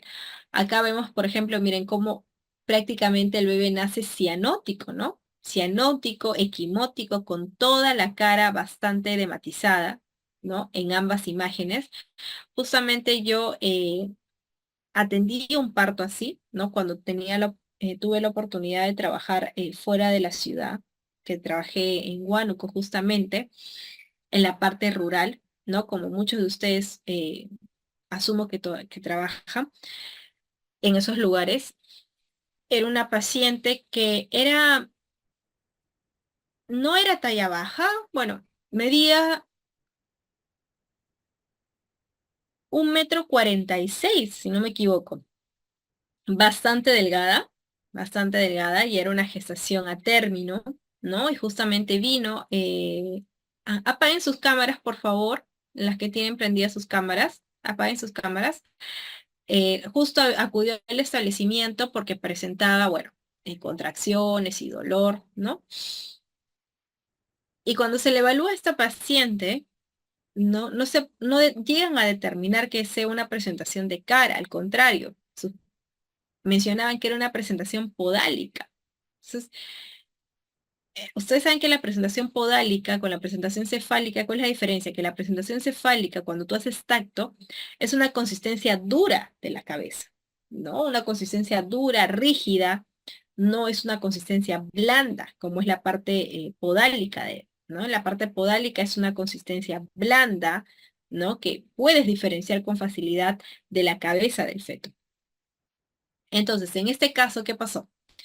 Cuando se realizó la evaluación, ¿no? Decían que era podálica, y bueno, lo querían referir, pero ya la paciente estaba con 8 o 9 dilatación, y nosotros para referir prácticamente era como a 3 horas. Y eso que estábamos en temporada de lluvias, me acuerdo, y a veces las 3 horas no es así, a veces es un poco más, ¿no? Y era de noche, o sea, peor todavía, hay que ir con bastante cuidado. Entonces yo cuando le realizo el tacto, ¿no? Porque justo era la guardia del colega, pero bueno, yo estaba ahí apoyando, ¿no? También como que me entró la duda, pues dije, pero no es podálica, porque podálica tiene otro tipo de característica cuando haces el tacto vaginal. Entonces yo ingresaba, y cuando ingresaba mis dedos, sentía que mi dedo como que ingresaba a un orificio, como que a un hueco ingresaba, ¿no? Como que decía, como que alguien succionaba mi dedo. Y entonces más te llama la atención, pues no, porque qué raro. Entonces ahí cuando uno piensa, ¿no? Tiene esa sospecha. Es una presentación, o puede ser una presentación de cara, ¿no? Y que lo que estoy tocando y y lo que está succionando mi dedo, se podría decir, puede ser la boca del bebé, ¿no? Pero bueno, como que había un 90% de seguridad y un 10% de duda, ¿no? Entonces, aún así lo referimos al paciente en la ambulancia, pero la señora ya, como les digo, ya estaba bastante avanzada, tenía ya 8 centímetros en el transcurso o el trayecto al otro lugar, había avanzado a 9, y ya llegando, ya, ¿qué será? Pues 10 minutos ya prácticamente para llegar, la paciente completa la dilatación. Y la señora estaba sentada, o sea, no estaba echada atrás en la camilla, porque no quería estar echada atrás. No era una señora también un poquito conflictiva, no quería colaborar, quería hacer lo que ella quería hacer, ¿no? Como a veces hay pacientes así en la zona rural que son bastante especiales y hay que tener mucha paciencia en realidad. No hay que perder los estribos. Y bueno, la paciente fue adelante conmigo, sentada, no quería que le evalúe, no quería que la toquen, bueno, ya a veces hay que respetar esas cosas, ¿no? Porque si la paciente tampoco quiere que la estés tocando, no puedes ir en contra de eso, ¿no?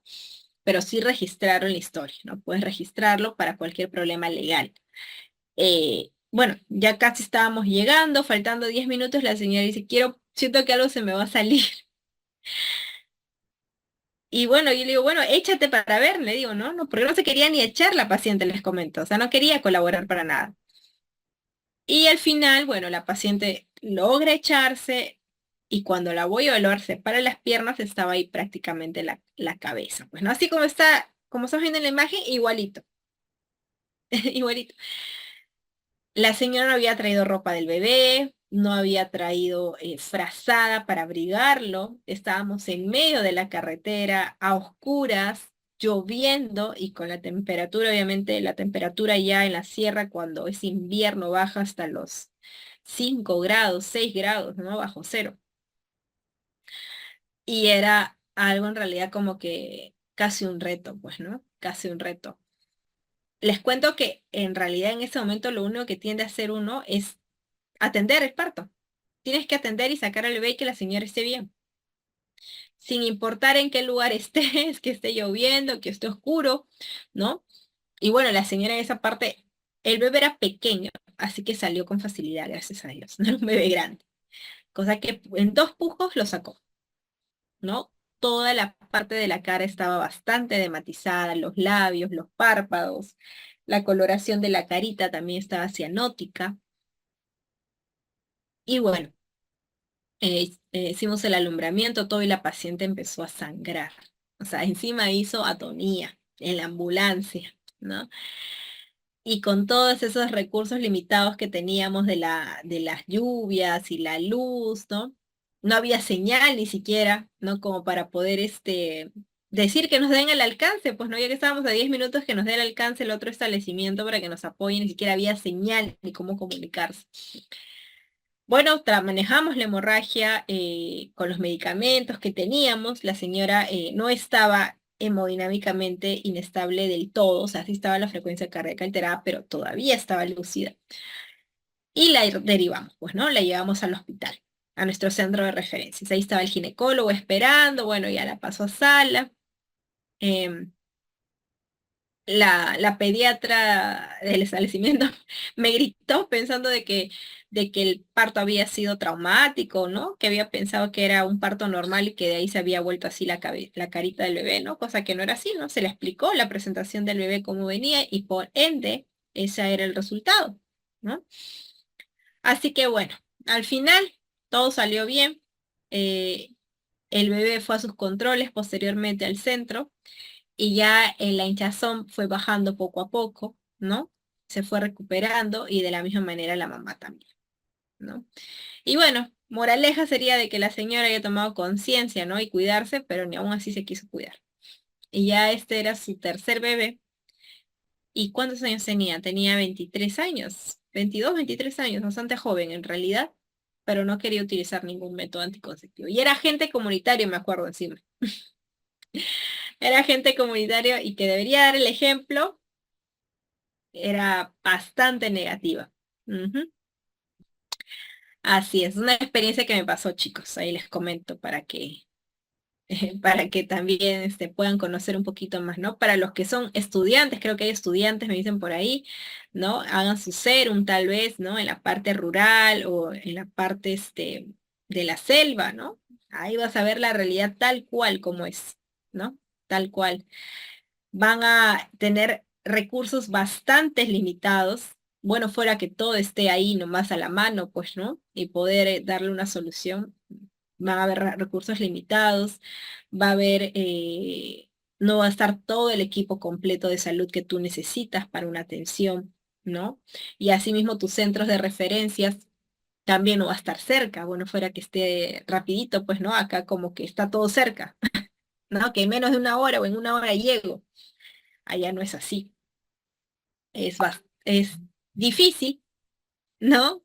Pero no imposible, no imposible, ¿no? Hay que tener, como digo, bastante paciencia, hay que leer bastante, hay que sensibilizar mucho a la población, ¿no? Hay que socializar bastante con la población, no hay que ser enemigos, al contrario, hay que ser amigos de la población, de las autoridades, de los agentes. Porque si tú vas a ser el malo de la película, como se dice, ¿no? Porque no te va a gustar como piensan, que son unos, a veces nos cansamos también, ¿no? Porque las señoras son bien negativas, las parejas en vez de ayudar, al contrario, no ayudan nada, y uno a veces pierde los estribos, ¿no? Pero no es el plan. Es tratar de agotar todas sus estrategias, siempre hacer una vigilancia materna con la gestante, informar todo lo que estás haciendo, ¿no? Para que por A o B, ante cualquier eventualidad, eh, ya están las evidencias de por medio, ¿no? Entonces, para los que son estudiantes o recién van a hacer su serum, ¿no? Es el mejor consejo creo que les puedo dar, ¿no? Y que simplemente cuando no sepan algo, pidan ayuda, no sean avesados porque a veces después no van a saber cómo arreglarlo, así que es mejor pedir ayuda, ¿ya? Mira, en la presentación de cara, generalmente cuando es un parto, en una presentación de cara, yo básicamente lo que realicé fue casi el mismo mecanismo de un parto normal. Te comento.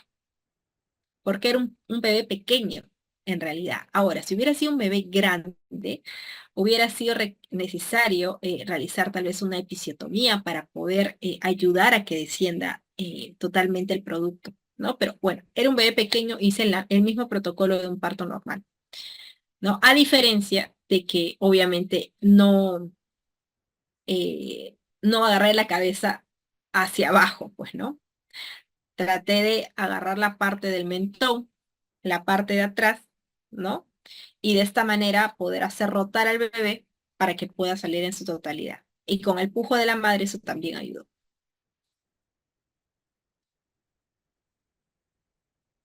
¿Ya ven? Entonces acá ven cómo prácticamente toda la cara del bebé está bastante dematizada, los labios, ay, perdón, los labios, los párpados, ¿no? Equimótico acá, ¿ven cómo está? Bueno, mi bebé no salió tanto así. Más o menos yo creo que salió algo así, más o menos estaba así. Así, así, este color no, tampoco creo que es más crítico acá. Algo así salió el bebé que yo atendí. Ujú. Ya, muy bien, seguimos. Dentro de la presentación de frente, la distocia de presentación de frente, el diámetro que se va a presentar es el occipito mentoniano.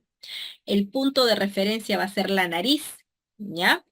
Y un parto vaginal va a ser imposible, pues, ¿no? A menos que sea una pelvis súper grande, ¿no? O que sea un bebé muy, muy pequeño, ¿no? Pero generalmente es por cesárea ese tipo de partos, ¿ya?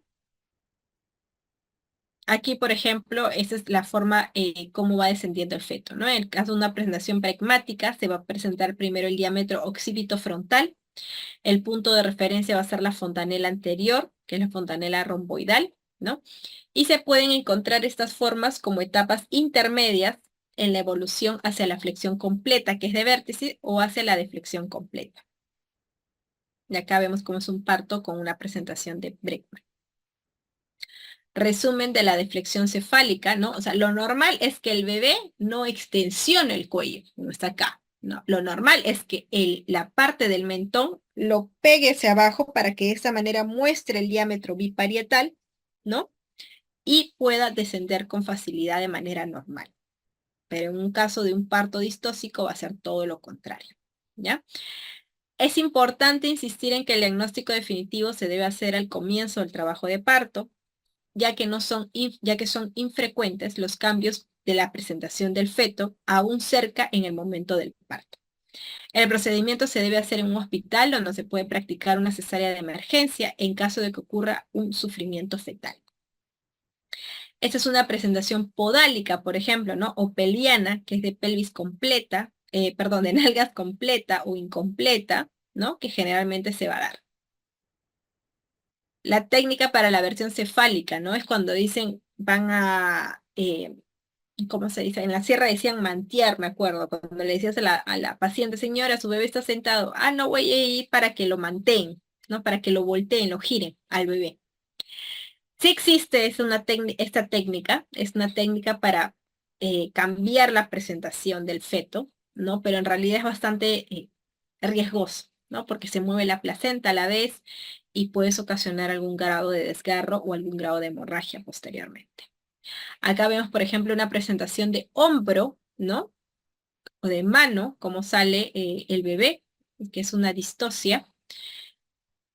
Los casos de procúbito de cordón, que presentan en una frecuencia de 0,4%, en donde en el caso de los procúbitos las membranas están intactas y en el caso de la procedencia de cordón las membranas están rotas, ¿no? Acá vemos, por ejemplo, el caso del procúbito, las membranas aún están intactas y acá las membranas ya están rotas. Dentro de las anomalías de la presentación de la posición fetal están las occipito posteriores, las occípitos transversas. Como les dije, todas las variedades de presentación que sean posteriores o transversas son distóxicas de por sí. Todas las que son anteriores son normales o fisiológicas. Otros tipos de distosia que tenemos son las distocias de hombros, que se presentan en el 2% de los casos. El descenso del hombro anterior va a ser obstruido por la sínfisis del pubis o de la manera posterior por el promontorio. Y el diagnóstico se hace porque una vez que salga la cabeza fetal, el resto del cuerpo va a quedar atrapado, ¿no? El signo de la tortuga es cuando la cabeza se retrae y no hace la rotación externa que debe de realizar. ¿Cuál es el procedimiento de parto? Dentro de las distocias de hombros, ¿qué es lo que tengo que hacer? Pedir ayuda.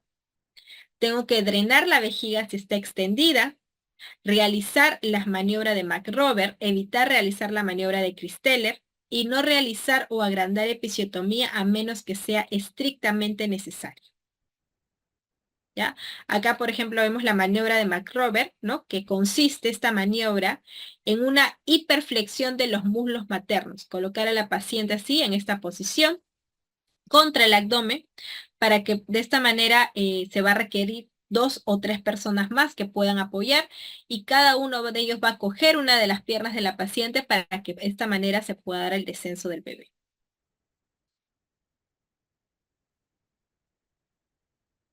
¿Qué hacer con el caso de la cabeza de la tortuga? Bueno, en este caso hay que prevenir que llegue a ese tipo de situación y haber referido antes, ¿no? Pero si se da el caso, tratar de mantener el canal, el bebé ahí y pedir ayuda para que de esta manera otras personas te puedan apoyar en realizar la expulsión total del bebé. Si requiere hacer algún tipo de episiotomía para ampliar el canal de parto y que pueda salir, lo vas a hacer, pero es todo un riesgo, ¿no? Tienes que tener todo un equipo completo para que te pueda apoyar, ¿ya? Muy bien. Ya entonces la presión suprapúbica que realizamos, por ejemplo, en esta maniobra de McRoberts, la maniobra de sacacorchos de Woods, ¿no? ¿Qué significa? Que implica aplicar presión sobre la superficie clavicular del hombro posterior, permitiendo la rotación de modo que desencaje el hombro anterior. Esa es la parte del brazo posterior, ¿no? Que generalmente cómo va a descender el brazo posterior del bebé. Y la maniobra de Rubin, que va a implicar aplicar presión sobre la parte más accesible del hombro fetal para conseguir la abducción del otro hombro, ¿no? Esta es la misma maniobra de Rubin, ¿no? Cómo desciende. Y esta es la posición de Gooding, ¿no? La posición de Gooding, esta es cuando la paciente se pone en cuatro, ¿no? En 4 patas, vamos a ponerlo así. Y por el efecto de la gravedad, por la posición que está, va a incrementar el espacio, ¿no? De la excavación sacra para esta manera que pueda salir tanto el hombro posterior como el brazo del bebé. Muy bien. Entonces, todo eso es en relación a la parte del tema de distocias del trabajo de parto, ¿sí? Un lema que les dejo a cada uno de ustedes es nunca permitas que tus miedos ocupen el lugar de tus sueños, ¿no? Muchas gracias por la atención prestada.